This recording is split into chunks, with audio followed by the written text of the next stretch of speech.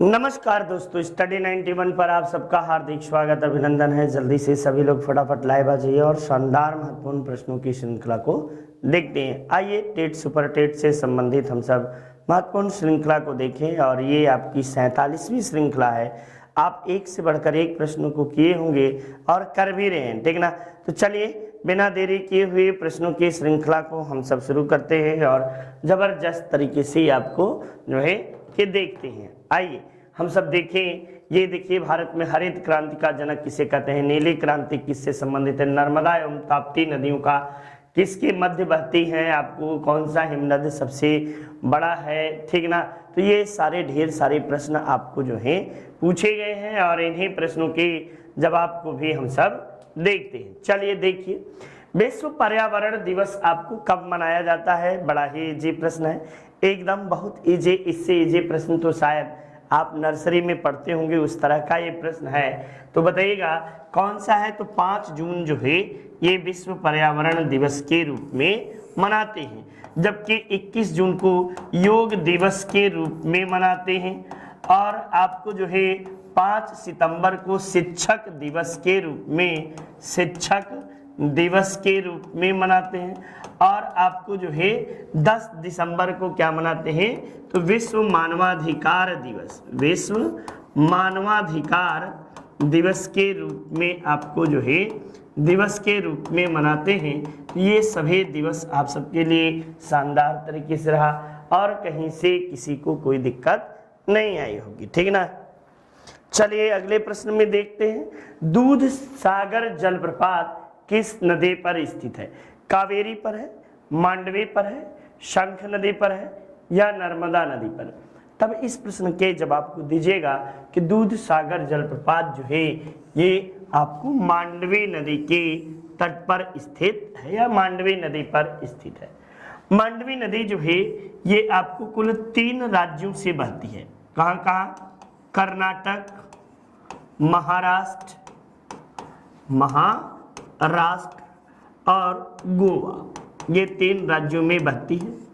आप सबको बता दें कि आपको मांडवी नदी को गोवा की जीवन रेखा कहा जाता है। गोवा की जीवन रेखा के नाम से आपको जाना जाता है।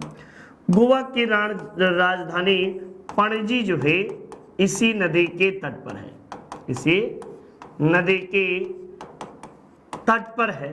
ये बातें भी आप लोग याद करिए और ये अरब सागर में गिरती है, ठीक ना। मारवा गोवा बंदरगाह जो है इसी के, ये मारवा गोवा बंदरगाह जहाँ है उसी के पास में मांडवी नदी जो है ये गिरते हैं। ये सारी बातें आप सबको मांडवी नदी से संबंधित प्रमुख बातें हुई, ठीक ना।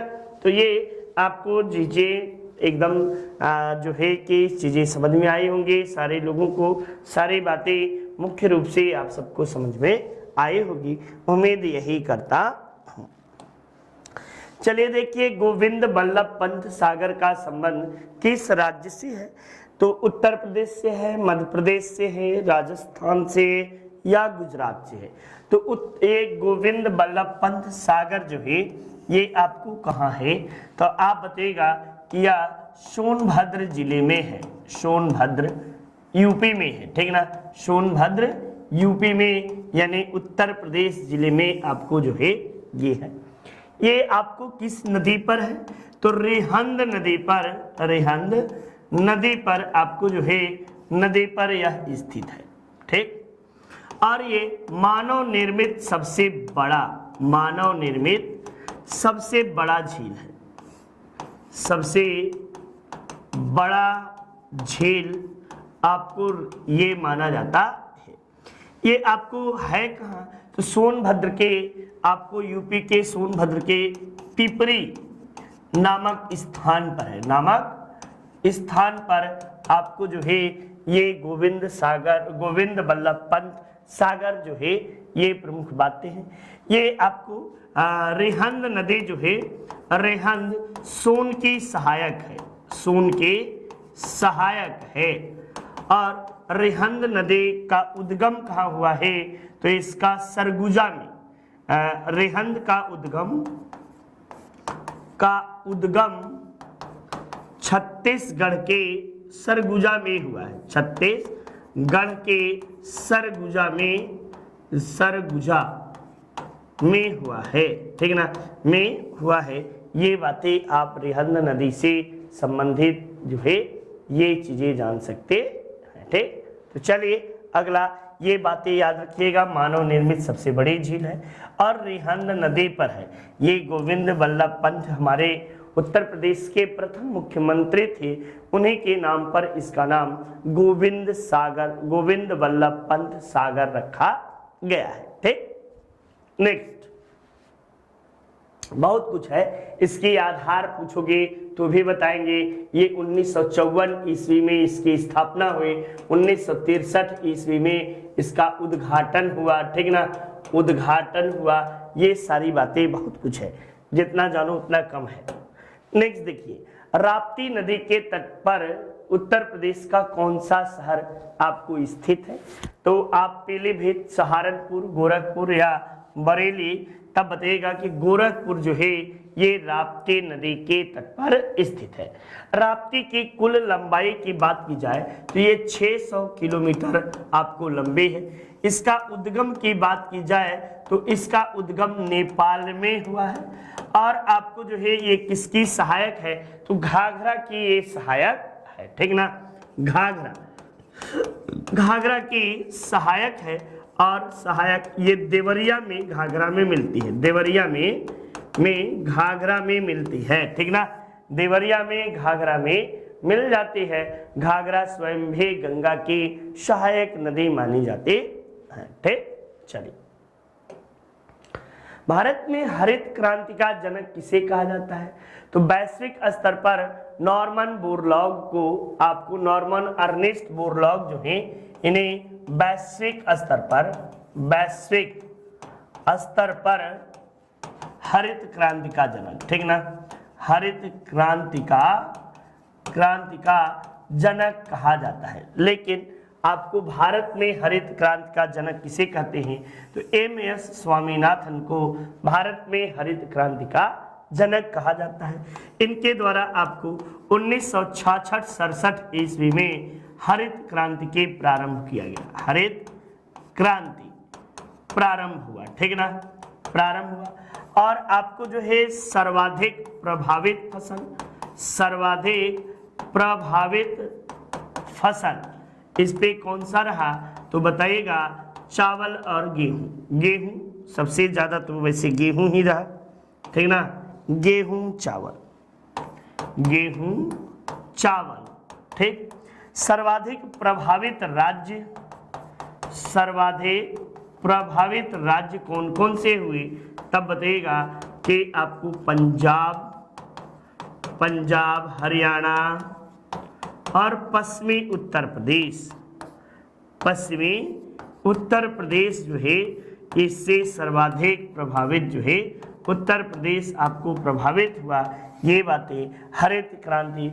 इसी के बाद भारत में कृषि आयोग जो बना तो इसके अध्यक्ष भी आपको एम.एस. स्वामीनाथन को बनाया गया, ठीक। तो ये दशक पूछेगा तो 1960 के दशक में आपको जो है हरित क्रांति की शुरुआत हुई। हरित क्रांति किससे संबंधित है? तब बताइएगा कि आपको जो है खाद्यान्न से संबंधित हरित क्रांति किससे है? तो खाद्यान्न से संबंधित आपको है।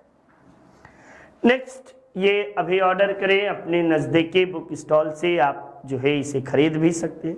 साथ ही साथ 7007773425 पर आप कॉल करके हमारी संस्था से भी आप मंगवा सकते हैं। स्पीड पोस्ट के माध्यम से आपके पास यह सुविधा उपलब्ध होगी। जितना जल्दी हो, परीक्षा आपके पास है, जितना जल्दी हो उतना ज़्यादा से ज़्यादा ऑर्डर करें और अपने जो है इसका लाभ उठाएं। सब्जी उत्पादन में भारत का विश्व में कौन सा स्थान है? तो सब्जी उत्पादन में भारत का आपको जो है द्वितीय स्थान है, प्रथम स्थान पर चीन है। और जब राज्य पूछे तो राज्य वर्तमान वाला बता दीजिएगा। उत्तर प्रदेश पहले स्थान पर है, फिर पश्चिम बंगाल है, फिर आपको जो है बिहार है, ठीक। कहीं कहीं आपको जो है कि मध्य प्रदेश भी दे रहा है, ठीक ना, सब्जी उत्पादन में। तो ये बातें हुई। और वहीं फल उत्पादन में आपको जो है कि कौन सा राज्य है, तो आंध्र प्रदेश आपको फल उत्पादन में पहले स्थान पर है, ठीक ना। और इसके बाद महाराष्ट्र जो है आपको फल के उत्पादन में आता है, ठीक। तो चलिए नेक्स्ट देखिए, ये रहा नीली क्रांति का संबंध किससे है, तो मत्स्य उत्पादन से संबंधित आपको जो है नीली क्रांति है, ठीक। मत्स्य उत्पादन से संबंधित नीली क्रांति है। पीली क्रांति झींगा मछली के उत्पादन से या झींगा के उत्पादन से आपको जो है गुलाबी क्रांति, ये सब क्रांति में लिख दे रहा हूं, गुलाबी क्रांति, तो ये बताइएगा झींगा के उत्पादन से।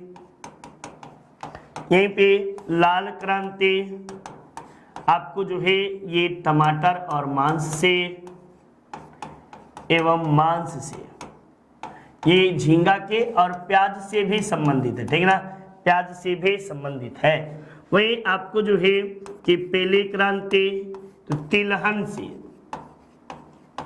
से, वही आपको जो है सफेद क्रांति या श्वेत क्रांति जो है दुग्ध उत्पादन से, वहीं पे आपको जो है कि बादामी क्रांति मसाला से, काली क्रांति तब आप बताइएगा कि पेट्रोलियम उर्वरक से, पेट्रोलियम उत्पाद से, ठीक ना। वहीं आपको जो है कि भूरी क्रांति का उर्वरक से, ठीक। आपको रजत क्रांति तो अंडा से, ये सब क्रांतियां आप जो है देख लीजिएगा ना, समझ लीजिएगा। ढेर सारी ब्लैक फाइबर क्रांति है, वह आपको जो है गोल्डन फाइबर क्रांति है, गोल्डन फाइबर क्रांति जूट से है, और आपको जो है सिल्वर फाइबर क्रांति ये कपास के उत्पादन से है। अमृत क्रांति जो है ये किससे, तो नदी जोड़ों से अमृत क्रांति है। सेफ्रान क्रांति भी है, ठीक ना, केसर के उत्पादन से सेफ्रान क्रांति आपको है। तो इस तरह से कई क्रांतियां हैं, इन्हें देखते चलिएगा। निम्न में से किस फसल की खेती भारत में सर्वाधिक की जाती है, तो भारत में सर्वाधिक बोई जाने वाली फसल आपको जो है धान है, ठीक ना। धान जो है, धान के उत्पादन में विश्व में भारत का स्थान, भारत जो है ये आपको कैवे नंबर पे है, तो दूसरे नंबर पे है। और पहले नंबर पे कौन है, तो चीन जो है ये पहले नंबर पे है। और इंडोनेशिया जो है, ये आपको तीसरे नंबर पर है, ठीक ना। तो ये, और भारत में सर्वाधिक बोई जाने वाली फसल धान है, ठीक। तो धान से ये बातें हुई। चलिए नेक्स्ट देखिए, ये भारत में निम्नलिखित पर्वत प्रणालियों में से कौन सा सबसे पुरानी है, अरावली, हिमालय, सतपुड़ा या नीलगिरी। तब बताएगा कि अरावली पर्वत जो है ये सबसे पुरानी श्रृंखला है। इसका निर्माण जो है प्री कैम्बियन काल में, ब्रेयन आपको जो है काल में इसका निर्माण हुआ। कह सकते हैं कि गोंडवाना युग, ठीक ना, गोंडवाना युग से ये पूर्व के आपको है। ये अरावली पर्वत जो है इसका विस्तार यदि देखा जाए तो इसका विस्तार जो है गुजरात से राजस्थान और आपको जो है दिल्ली तक, आपको जो है दिल्ली तक इसका विस्तार हुआ है।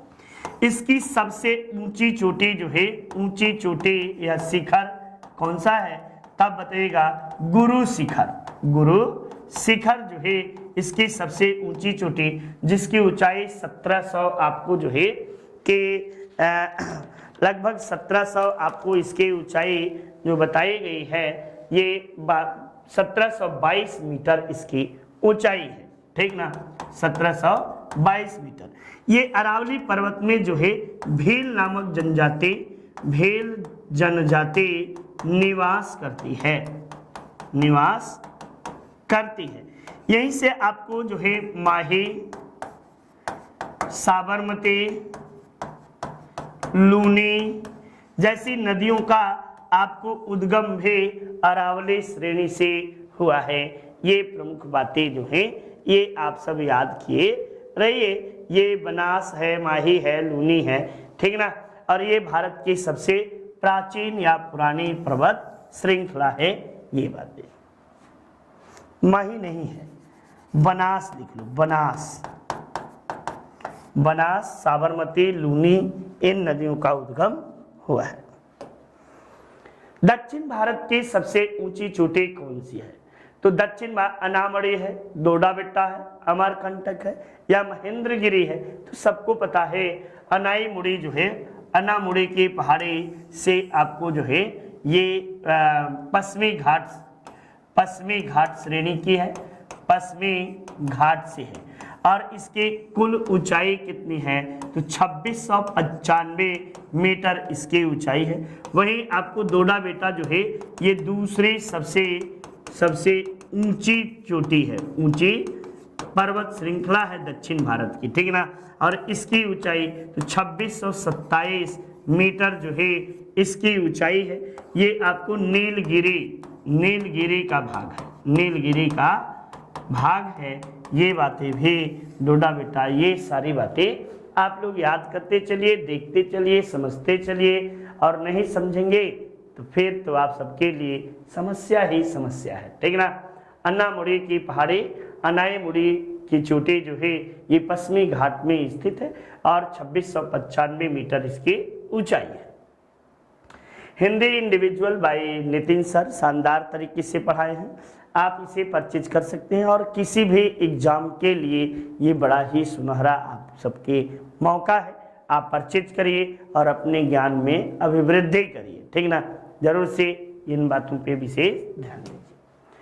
नेक्स्ट देखिए, नर्मदा एवं ताप्ती नदियों के मध्य कौन से है? तब बताइएगा। सतपुड़ा श्रेणी जो है ये नर्मदा और ताप्ती के बीच बहती पाई जाती है। और नर्मदा और ताप्ती के बीच सतपुड़ा श्रेणी का विस्तार आपको हुआ है। सतपुड़ा के घने जंगल, उंगते अनमने जंगल, ये आपको जो है नर्मदा जो है इसे आपको कह सकते हैं कि इसे गुजरात की जीवन रेखा कहते हैं। गुजरात के जीवन रेखा के नाम से जानते हैं। ये आपको पश्चिम की ओर गिरने वाली सबसे लंबी नदी है।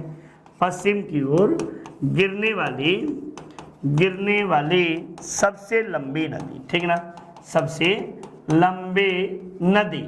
इसकी कुल लंबाई लगभग 1320 किलोमीटर आपको इसकी लंबाई है। ताप्ती को नर्मदा की जुड़वा बहन कहते हैं। नर्मदा के जुड़वा बहन के नाम से कहते हैं। ये दोनों नदियां जो हैं, दोनों नदियां आपको एस्चुरी का यानी ज्वार नदमुख का निर्माण करती हैं, ठीक है ना। ज्वार नदमुख का निर्माण करती हैं। ये बातें आप सबके लिए है। ज्वार नदमुख जो है बड़ा ही महत्वपूर्ण बातें हुई थी। चलिए नेक्स्ट देखिए, ये सूची 1 को सूची 2 से मिलान करना है और नीचे दिए गए कूट का उत्तर आपको देना है। तब ये तमिलनाडु में कौन, अनामुड़ी जो है ये तमिलनाडु में है या डोडा बेट्टा तमिलनाडु में है? ये जल्दी से आप सब जो है मिलान करके जल्दी से फटाफट बताइए भाई, ठीक ना। ये फटाफट जल्दी से आप सब बताइए कौन सा आपको होगा, ठीक। मिलान करिए, देखते हैं मिलान किसका सही होता है। अरे भाई ये जाहिर सी बात है, पश्चिमी घाट में है तो अनामुड़ी एक मिला लिए, एक तीसरा एक ही से तो मिल जा रहा है यार, बाकी तो मिलाने की भी जरूरत नहीं। नागालैंड में सरामती है, उत्तराखंड में नंदा देवी है, तमिलनाडु में डोडा बेटा है। इस तरह से ऑप्शन संख्या 1 इज योर राइट आंसर। किसी का भी मैं देख रहा था कि सब लोग मिलाने में बड़ा ढकपच कर रहे थे, ठीक ना। मिलाइए, शानदार तरीके से आपको प्रश्नों की श्रृंखला है। निम्नलिखित में से कौन सा उत्तराखंड में अवस्थित है? उत्तराखंड में आपको जो है ये लिपुलेख है, माना और नीति, ये 3 दर्रा जो है ये आपको उत्तराखंड में स्थित है, ठीक। जैपलेला ये कहाँ है? तो सिक्किम में है, सिक्किम में आपको है। नाथुला भी सिक्किम में है, ठीक ना, सिक्किम में है। शिव किला आपको कहाँ है, तो हिमाचल प्रदेश में, हिमाचल प्रदेश में आपको जो है ये शिव किला है। डिम्फू, यांगयाप, बोमडिला, सभी दर्रों को आप सब याद कर लीजिए, दर्रे एक परीक्षा में हमेशा पूछे जाते हैं। निम्न में से कौन सा हिमनद सबसे बड़ा है, तो सबसे बड़ा ये भारत का, ठीक ना, भारत का सबसे बड़ा और विश्व का दूसरा सबसे बड़ा, विश्व का दूसरा सबसे बड़ा ग्लेशियर माना जाता है और दुनिया की सर्वाधिक ऊंचाई पर स्थित सैन्य अड्डा, सर्वाधिक ऊंचाई पर स्थित सैन्य अड्डा आपको यही है। और उसके साथ साथ आपको उड़ान भरने के लिए भी सबसे ऊंचाई पर स्थित हवाई अड्डा भी आपको बनाया गया है। ये बातें सियाचिन ग्लेशियर को याद रखिएगा। ये आपको कहाँ है, तो काराकोरम श्रेणी में स्थित है, काराकोरम श्रेणी में आपको स्थित है, ठीक ना, काराकोरम श्रेणी का ही भाग है सियाचिन ग्लेशियर। ठीक, चलिए नेक्स्ट अगले प्रश्न के ओर चलते हैं। ठीक, किसी को यहां तक कोई दिक्कत, मेरे समझ से तो नहीं होना चाहिए, और जिसको है तो वो बता सकता है कि सर आगे वाला भी बताइए।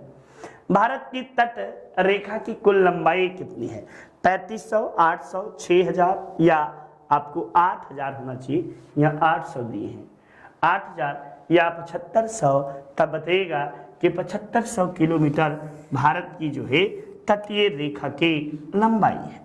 और कुल तटीय रेखा वाले राज्य कितने हैं, यहाँ पूछिए कि तटीय रेखा वाले राज्य, रेखा वाले राज्य कितने हैं, तब बताइएगा कि 9 राज्य आपको हैं। ऊपर से गिनिएगा, गुजरात, नीचे आइए आपको महाराष्ट्र, गोवा, कर्नाटक, केरल, तमिलनाडु, आंध्र प्रदेश, उड़ीसा और आपको जो है पश्चिम बंगाल, 3 त्रिका 9 राज्य। और आपको जो है कि तटीय रेखा वाले संघ राज्य कितने हैं, संघ राज्य कितने हैं, तो संघ राज्यों की संख्या बच्चा 4 है। कौन कौन, अंडमान निकोबार, लक्षद्वीप, दमन दीव और पुदुचेरी, ये 4 आपको जो हैं ये संघ राज्य क्षेत्र है। ठीक, अब जब पूछे कि सर्वाधिक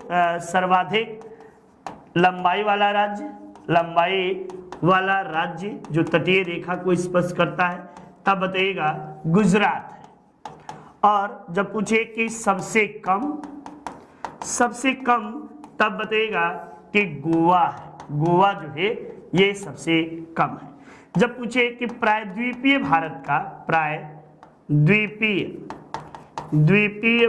का सबसे लंबा तटीय रेखा वाला राज्य, सबसे लंबा तटीय रेखा वाला राज्य, तब बताइएगा आंध्र प्रदेश। ठीक ना, आंध्र प्रदेश जो है, आंध्र प्रदेश सबसे लंबा तटीय रेखा वाला राज्य आपको प्रायद्वीपीय भारत का राज्य है। तो इस तरह से आप सबको महत्वपूर्ण बातें देखने को मिली। ठीक, चलिए यूपी SSS से वीडियो की शानदार आपको है, ग्राम विकास अधिकारी 600 आवर का वीडियो क्लासेस है, फ्री टेस्ट सीरीज है, स्मार्ट PDF मटेरियल है, ऑफलाइन डाउनलोड करने की भी सुविधा आपको है। साथ ही साथ सुपर टेट की भी आपको क्लासेस हमारी संस्था की ओर से दिया गया है। नया बैच आप जो है इसे परचेज कर सकते हैं, 600 आवर का ये भी वीडियो लेक्चर है। भारत की किस द्वीप का उद्गम जो है ज्वालामुखी से हुआ है, तो भारत में 2 द्वीप जो हैं ज्वालामुखी से उद्गम है। एक आपको बैरन द्वीप जो कि सक्रिय ज्वालामुखी है, सक्रिय ज्वालामुखी आपको है द्वीप, ठीक ना, और दूसरा नारकुंडम, ये आपको जो है कि जो शांत ज्वालामुखी है, शांत ज्वालामुखी, लेकिन हाल फिलहाल में इसमें उद्गार देखने को मिला है। यही भारत में 2 ऐसे हैं जो कि ज्वालामुखी से निर्मित द्वीप हैं और इन दोनों जो हैं अंडमान निकोबार में आपको पाए गए हैं। सरक्रिक विवाद किन दो देशों के बीच है? तो सरक्रिक जो है ये रेखा का नाम है, ठीक ना, ये गुजरात के पास आपको जो है गुजरात के पास सरक्रिक जो है इस रेखा को जो है भारत और पाकिस्तान के बीच ये सीमा विवाद आपको सरक्रिक रेखा के रूप में जाना जाता है, ठीक ना। तो ये महत्वपूर्ण बातें हैं। सुंदरवन डेल्टा का निर्माण करने वाली नदियां कौन सी है? सुंदरवन डेल्टा ये आपको जो है दुनिया का सबसे बड़ा डेल्टा, दुनिया का सबसे बड़ा डेल्टा है और ये आपको इसका निर्माण कौन करता है? तो निर्माण जो है गंगा और ब्रह्मपुत्र के द्वारा हुआ है, ब्रह्मपुत्र नदी के द्वारा हुआ है। ये आपको विस्तार कहाँ है? तो विस्तार इसका भारत एवं बांग्लादेश में है, बांग्लादेश में आपको जो है इसका विस्तार है। ये आपको इसके साथ साथ ये भारत में सर्वाधिक जो है मैंग्रोव वन यहीं पाए जाते हैं, मैंग्रोव वन यहीं पाया जाता है। साथ ही साथ आपको सुंदरवन डेल्टा में सुंदरी नामक वृक्ष जो है वृक्ष पाई जाती है और ये प्रमुख बातें ये आपको जो है गंगा और ब्रह्मपुत्र के द्वारा जो है सुंदरवन डेल्टा का निर्माण किया जाता है। ये आपको चापाकार डेल्टा है, ठीक ना, ये चापाकार डेल्टा है। नेक्स्ट देखिए, निम्न में से कौन सी नदी गंगा के बाएं से नहीं मिलती है? तो गंगा के बाएं से नहीं मिलने वाली नदी वो आपको दाहिने छोर से मिलती है। चूंकि गंगा ऐसे भारत में प्रवाहित हो रही है तो ऊपर से मिलने वाली नदियां जो हैं ये आपको जो है बाएं ओर से आकर मिलने वाली हैं, बाएं ओर से। तो देखिए गोमती भी ऊपर से आकर बना आपको जो है मिलती है गाजीपुर के समीप, घाघरा भी मिलती है, कोसी भी बिहार में मिलती है, लेकिन सोन ये बिहार में ही पटना के पास जो है सोन नदी जो है ये दाहिने तट से आकर मिलती है। कैसे? दाहिने ओर से आपको आकर मिलते हैं। सोन का उद्गम जो है अमरकंटक नामक स्थान से हुआ है और ये आपको जो है कि लगभग 724 किलोमीटर इसके कुल लंबाई है, ठीक। तो ये प्रमुख बातें रही। नेक्स्ट देखिए, कौन सा विटामिन हमारे शरीर में तीव्र दर से बनता है? सबसे तेजी से कौन सा विटामिन बनता है? Vitamin A, vitamin B, vitamin C या विटामिन डी? तो भैया विटामिन डी जो है ये हमारे शरीर में सबसे तेजी से बनने वाला विटामिन माना जाता है। ये विटामिन डी जो है ये सबसे तेजी से बनने वाला विटामिन है। चलिए नेक्स्ट देखते हैं अगले प्रश्न की ओर। ये लेखपाल एग्जाम शानदार तरीके से हमारे संस्था की ओर से मॉक टेस्ट लॉन्च किया गया, ठीक ना। और ये मॉक टेस्ट आपको जो है वीडियो सॉल्यूशन के साथ है, फ्री टेस्ट सीरीज है और आपको जो है जबरदस्त तरीके से देखने को मिलेगा। मछली से प्राप्त होने वाला कॉड लीवर तेल ये आपको किस विटामिन में समृद्ध होता है? तो ये मछली के यकृत से प्राप्त होने वाला तेल जो है ये विटामिन डी है। और विटामिन डी का अच्छा स्रोत जो है सूर्य का प्रकाश जो है ये आपको विटामिन डी का अच्छा स्रोत माना जाता है। विटामिन डी की कमी से आपको बच्चों में जो है ये रिकेट्स होता है, रिकेट्स। और बड़ों में ठीक ना, बड़ों में ऑस्ट्रोमलेशिया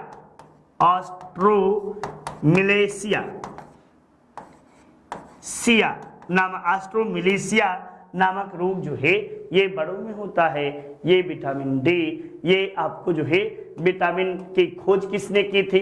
तो विटामिन की खोज जो है कि खोज फंक ने की थी। खोज किसने की? तो फंक के द्वारा किया गया।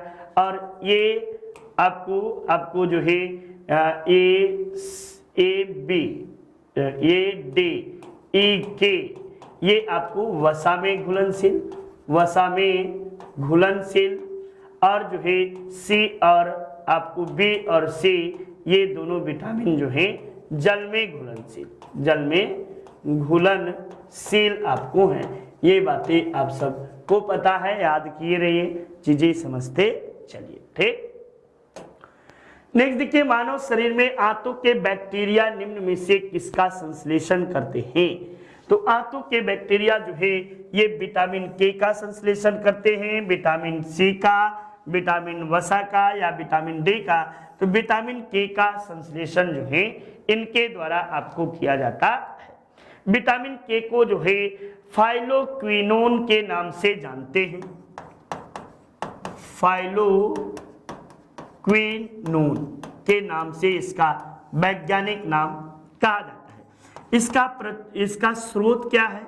तो इसका स्रोत जो है ये आप कह सकते हो ब्रोकली का नाम सुने होंगे, ब्रोकली, गाजर, पालक, दूध, पनीर, अंडा, मांस, ये सब इसके शाकाहारियों के लिए यहाँ मैंने लिख दिया, मांसाहारियों के लिए भी यहाँ आपको बता दिया गया है।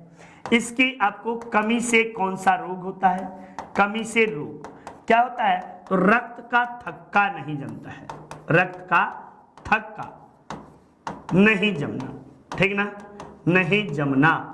साथ साथ ही जब महिलाओं को माहवारी होती है तो उस समय पेन और जो है अधिक रक्त का स्राव होता है। माहवारी के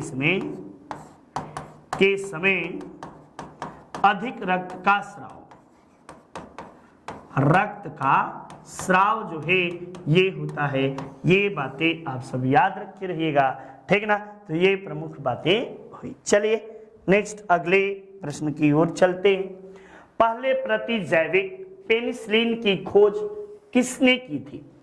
तो पहले प्रतिजैविक पेनिसिलिन की खोज जो है स्कॉटलैंड के रहने वाले थे, स्कॉटलैंड के आपको निवासी अलेक्जेंडर फ्लेमिंग के द्वारा आपको किया गया। और इन्होंने लगभग 1928-29 ईस्वी में अलेक्जेंडर फ्लेमिंग के द्वारा पेनिसिलिन की खोज की गई थी। किसकी? पेनिसिलिन की खोज अलेक्जेंडर फ्लेमिंग के द्वारा किया गया था। चलिए, लुई पास्चर ने रेबीज के टीके का खोज किया, एडवर्ड जेनर ने आपको जो है चेचक के टीके की खोज की थी, ठीक ना, एडवर्ड जेनर और लुई पास्चर। चलिए नेक्स्ट देखिए, ये आपको पीने के जल में फ्लोराइड के अधिक मात्रा का कारण क्या होता है? तो ये आपको दांतों का चित्तीदार बनना ये फ्लोराइड की मात्रा के अधिकता के कारण होता है, ठीक ना। ये आपको फ्लोरोसिस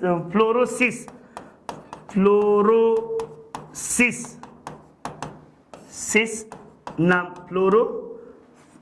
एक मिनट,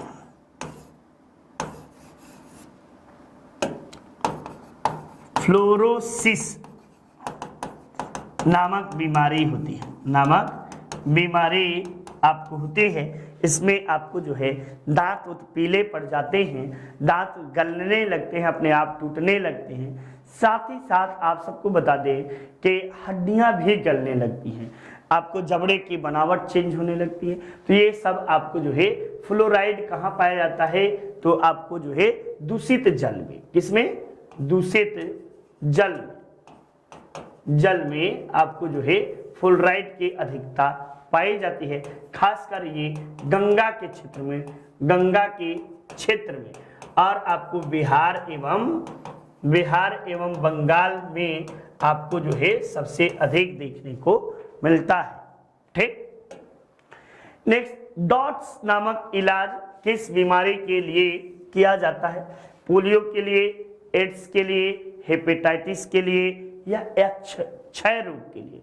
तो क्षय रोग को ही हम कई नामों से जानते हैं, जैसे इसे ही टीबी कहते हैं, इसे ही यक्षमा के नाम से भी इसे क्षय रोग के नाम को जानते हैं। क्षय रोग किसके कारण होता है? तो ये आपको जीवाणु या बैक्टीरिया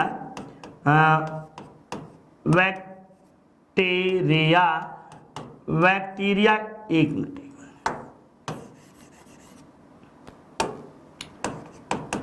बैक्टीरिया के कारण आपको होता है। और ये क्षय रोग जो है, इससे प्रभावित अंग क्या है? तो प्रभावित अंग जो है फेफड़ा है। फेफड़ा जो है ये सबसे प्रभावित अंग माना जाता है। और आपको क्षय रोग में जो सबसे महत्वपूर्ण बातें हैं क्षय रोग से कि इस किसके कारण जीवाणु का नाम क्या है, तब बताइएगा माइकोबैक्टीरियम ट्यूबरक्लोसिस जो है, इसी आपको जीवाणु के कारण जो है कि यह आपको होता है। और इसके किन चीजों को खाने से आपको सुधार होता है? तो ब्रोकली है, गोभी है, टमाटर है, आंवला है, आपको पनीर है। इन सबके सेवन से आपको जो है कि टीबी के रोग में इलाज में आपको आसानी होती है। खाना चाहिए, गाजर है, ये सभी चीजें। ये एनटीए नेशनल एलिजिबिलिटी टेस्ट आप सबको ट्यूबरक्लोसिस जो है, ये ट्यूबरक्लोसिस बीमारी बहुत घातक होती है। भारत में आपको जो है 2030 तक शायद मुक्ति का लक्ष्य रखा गया है, ठीक है ना। चचनामा सिंध का इतिहास है और मूल रूप से किस भाषा में लिखा गया है? तब बताइएगा चचनामा आपको जो है ये सिंध का इतिहास है। लगभग 712 ईस्वी में आपको मोहम्मद बिन कासिम के आक्रमण के जानकारी मिलते, के आक्रमण के जानकारी प्राप्त होती है। और ये उस समय सिंध का राजा जो था, सिंध का राजा दाहिर था। कौन था?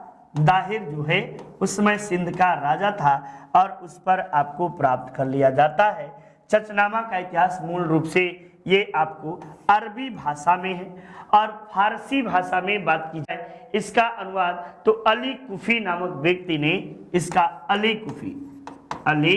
कुफी ने फारसी में अनुवाद किया था। फारसी में अनुवाद किया। कब किया? तो अनुवाद 1226 ईस्वी में आपको जो है ये अनुवाद किया। चचनामा से है आपको सिंध विजय की जानकारी चचनामा से ही प्राप्त होती है। सिंध विजय की जानकारी चचनामा से ही प्राप्त होती है, चचनामा से प्राप्त होती है, ठीक ना। तो ये बातें आप सब याद कर लीजिए, चीजों को समझ लीजिए, बाकी और चीजें समझने बुझने की बहुत नहीं है। सूची 1 को सूची 2 से मिलान करना है। जलालुद्दीन मोहम्मद अकबर, जहीरुद्दीन मोहम्मद बाबर, नूरुद्दीन मोहम्मद जहांगीर, आलमगीर आपको औरंगजेब को। तो पहले का दूसरा, दूसरे का पहला, तीसरे का चौथा, चौथे का तीसरा, 2 1 4 3, 2 1 4 3, ऑप्शन संख्या 2 इज योर राइट आंसर, ठीक ना। 2 विकल्प आपको बिल्कुल सही जवाब होंगे। नेक्स्ट देखिए, जैन धर्म के वास्तविक संस्थापक किस जाति से थे? जन जाति लिख दिए, बारे भैया, किस जाति या कुल से थे? यहाँ जाति नहीं होना चाहिए, कुल होना चाहिए। ये प्रश्न बनाने वाले की बलिहारी है। तो ज्ञात्रिक कुल के थे। किससे? ज्ञात्रिक कुल के आपको जो थे ये ज्ञात्रिक कुल के थे। और जैन धर्म के वास्तविक संस्थापक कौन थे? तो महावीर स्वामी थे। महावीर स्वामी आपको जो है ये जैन धर्म के संस्थापक हैं। और इनके पिता जो हैं शुद्धोधन, ठीक ना, शुद्धोधन,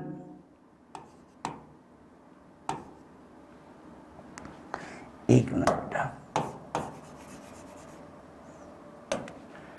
शुद्धोधन जो है दोधर है, जो कि ज्ञात्रिक कुल के मुखिया हैं, कुल के मुखिया आपको हैं। इनकी माता जो हैं माता त्रिशला हैं, और त्रिशला जो कि चेतक की बहन है, ठीक ना। लिच्छवी राजा चेतक की बहन, चेतक की बहन आपको है। और महावीर स्वामी की पत्नी का नाम जो था यशोधरा था, ठीक ना। यशोधरा महावीर स्वामी की पत्नी का नाम, पुत्री का नाम अनुनंजा प्रियदर्शना और आपको दामाद का नाम जामाले था। इनके पहले शिष्य भी जामाले हुआ थे और पहले विद्रोही भी जामाले ही थे। इनके बचपन का नाम वर्धमान था, ठीक ना। तो ये प्रमुख बातें हुई। चलिए नेक्स्ट देखिए, आपको सूची 1 को सूची 2 से मिलान करना है। विक्रमांक देव चरितम ये आपको विल्हण के द्वारा लिखा गया है। आपको गीत गोविंद जो है ये जयदेव के द्वारा लिखा गया। परिशिष्ट पर्वन हेमचंद सूरी के द्वारा लिखा गया। कथा सरित सागर सोमदेव के द्वारा लिखा गया। तो पहले का तीसरा, ठीक ना, पहले का चौथा और फिर दूसरे का तीसरा, फिर दूसरा, फिर पहला, इस तरह ऑप्शन संख्या आपको 2 इज योर राइट आंसर।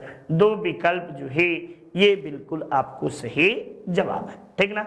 2 विकल्प आपका सही जवाब होगा। चलिए अगले प्रश्न के ओर चलते हैं। शानदार तरीके से आप सब प्रश्नों की श्रृंखला को हल कर रहे हैं। निम्नलिखित इमारतों का सही क्रम बताना है। तो पहले आपको जो है ताजमहल बना या आसफ खां का मकबरा बना या हुमायूं का मकबरा। तो पहले भैया हुमायूं का मकबरा बनाइए, फिर एतमाद दौला का मकबरा बनाइए, फिर आपको आसफ खां का मकबरा बनाइए और फिर आपको ताजमहल बनवाइए। तब आपको जो है ऑप्शन संख्या 1 इज योर राइट आंसर जो है, एक विकल्प जो है आपका बिल्कुल सही जवाब होगा। Option 1 is your right answer. Next, UP police constable का शानदार बैच हमारी संस्था की ओर से संचालित है। आप इसे परचेज कर सकते हैं और ये आपके लिए लाभप्रद भी होगा।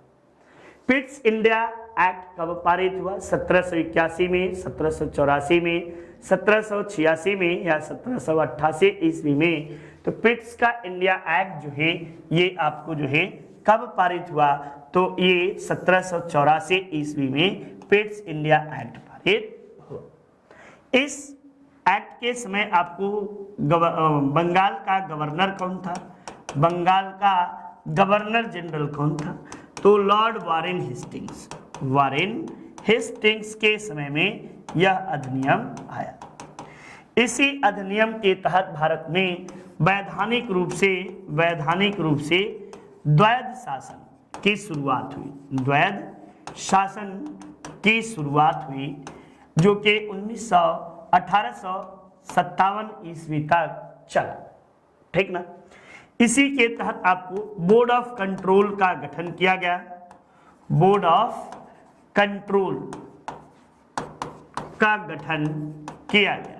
तो ये बातें आप लोग जो है पिट्स इंडिया एक्ट के तहत आपको जो है कंपनी के व्यापारिक मतलब के कलकत्ता जो बंगाल का गवर्नर था उसके अधिकारों में वृद्धि कर दी जाती है। नेक्स्ट देखिए, धर्म सुधार आंदोलन में मॉर्निंग स्टार किसे कहा जाता है? मार्टिन लूथर को, जॉन कैवलिन को, जिंगवेली को या जॉन विक्लिफ को?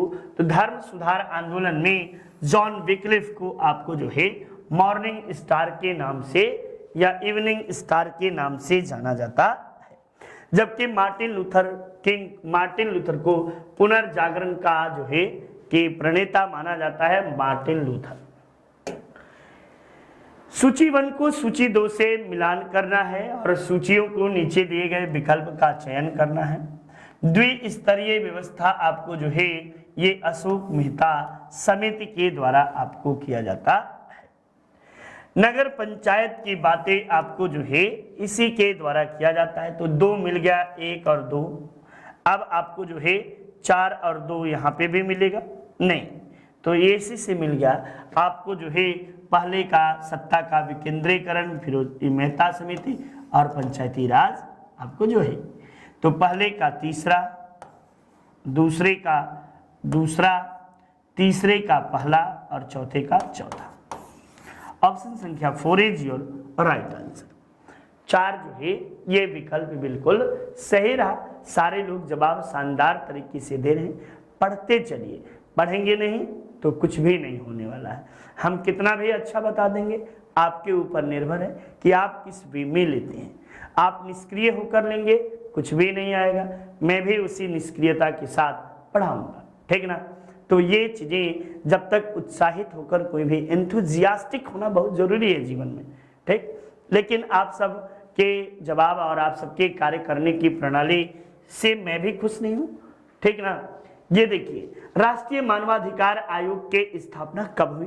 तो राष्ट्रीय मानवाधिकार आयोग के स्थापना जो है ये 12 अक्टूबर 1993 ईस्वी को किया गया। इसका मुख्यालय की बातें हैं, मुख्यालय कहाँ है तब बताएगा, नई दिल्ली में इसका मुख्यालय है, ठीक ना। इसके प्रथम अध्यक्ष कौन बने थे? प्रथम अध्यक्ष आपको जो है न्यायमूर्ति आपको रंगनाथ मिश्र थे।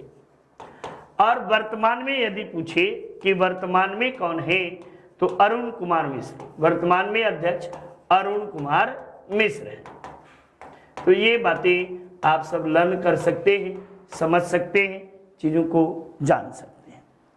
नेक्स्ट, प्रथम निर्वाचन आयुक्त कौन थे? तो निर्वाचन आयोग जो कि आपको इसका उल्लेख के अनुच्छेद 324 के तहत राष्ट्रपति द्वारा इसकी नियुक्ति की जाती है, ठीक ना।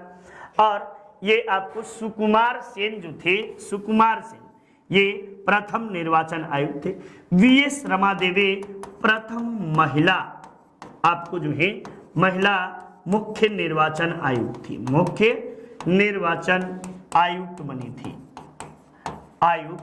बनी थी। और सुशील चंद्रा जो है ये वर्तमान में मुख्य निर्वाचन आयुक्त के रूप में है, वर्तमान में।